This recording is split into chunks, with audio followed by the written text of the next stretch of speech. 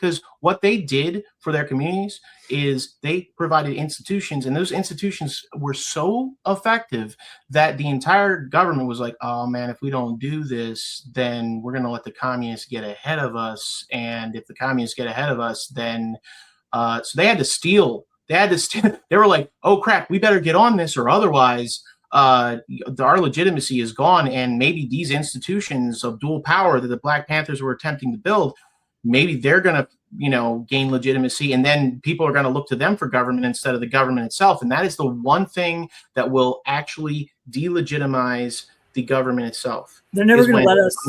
Right. When American institutions let us learn how to govern ourselves. They're never going to teach us how to govern ourselves. We have to learn through the process. Oh, and that's the other part. That's what they were teaching people to do. The Black Panthers were teaching people how to govern themselves, and then they were doing it.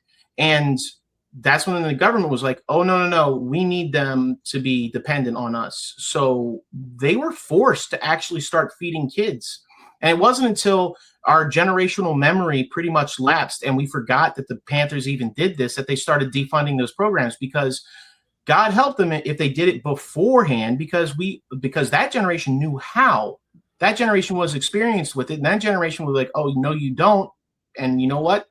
The Panthers taught us how to do this, so we're doing it. And then we would have been taking, charge of our own governance.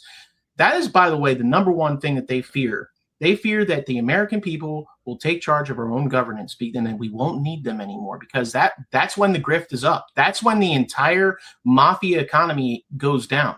Because when we realize that we don't actually need them, we can govern ourselves. They're not long. They're not long for